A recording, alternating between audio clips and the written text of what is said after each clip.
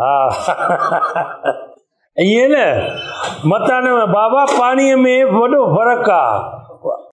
हर हर पानी पीअण सां उगराई अचे थी न इहा हाज़मे जी निशानी थी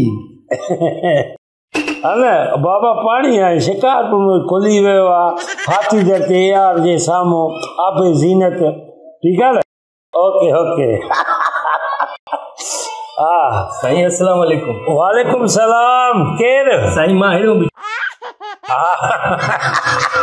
तोखे डबल सलाम के बस पोइ ॻाल्हायूं था ठीकु आहे okay okay take care have a nice day good morning same to you good night okay okay माशाल्लाह वाटर फिल्टर प्लांट खोलियो अथव छा? न साईं सीमेंट भट्ठो खोलियो आहे सीमेंट सिरनि जो भट्ठो हा उहो खोलियो आहे ॾिसूं था प्लांट लॻा पिया आहिनि आरो प्लांट लॻा पिया आहिनि मिशनियूं हुकुम कयो नालो माशाल्लाह भलो रखियो अथव आबे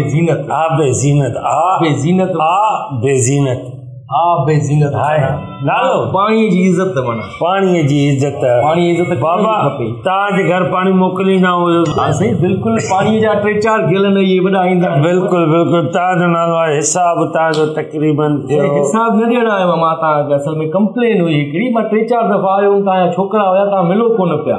बाक़ी मां सेठ सां ॻाल्हायां पाण सां वञी अच्छा पैसा न ॾींदव हली पैसा त महीनो पूरो थिए त पोइ ॾींदासीं अच्छा सही सुठी ॻाल्हि आहे हूअं त पाणी टाइम ते अचे थो हीअं पाणी गैलन ॾेई वेंदा आहिनि बाक़ाइदा तव्हांजा छोकिरा डिलीवरी बॉय बि भला आहिनि हाणे मसइलो इहो आहे हिकिड़ो माना शिकायत हुई मां चवां पियो मालिक न बिल्कुलु ॿुधायो कमु कयो असल में तव्हां चवंदा आहियो त माना शिकायत जो मौक़ो न अचे पर मां उहो मौक़ो खणी आयो आहियां शिकायत तव्हां मुणंदो ई न असां त जेको आहे न ज़रूरु माना पाणी त उहो ॾाढो भलो आहे हा मिनरल वाटर आहे इन में बि ॾाढो सुठो आहे टेस्ट बि सुठी अथव साफ़ शफ़ाफ़ पाणी आहे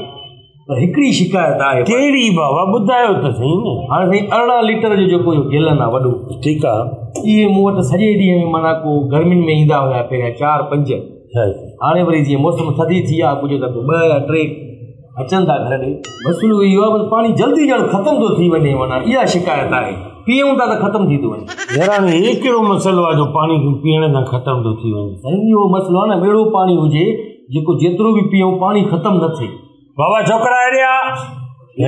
हा हिनखे हो केन ॾे पाणी वारो हे त जेको आहे 20 लीटरनि जो न आहे बाक़ी हुनखे जंहिंमें आङुर विझी करे हीअं करे पाणी चटे न उहो साल हलंदो पाणी उहो ॾे ठीकु आहे इहो कहिड़ो तरीक़ो आहे साईं हे कहिड़ो तरीक़ो आहे जो पाणी जी कंप्लेन खणी आयो आहे कुझु ख़्यालु कंदा कयो यार मां नई ॻाल्हि ॿुधी आहे त पाणी पीअंदा ख़तमु थो थी वञे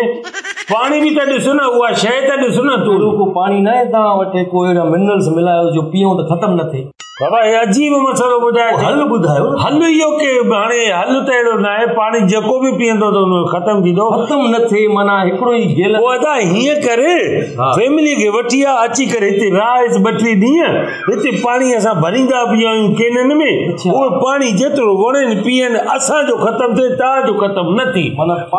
पीअंदा वञो खुटंदो न खुटंदो न बसि पोइ मां दुकान छो खोलियां वाह जो कमु मां वठी हाणे हिते ॿारनि खे कीअं वठी ॾे इहे त पोइ मुंहिंजो नुक़सानु थी थो नी पर सम्झे ई नथो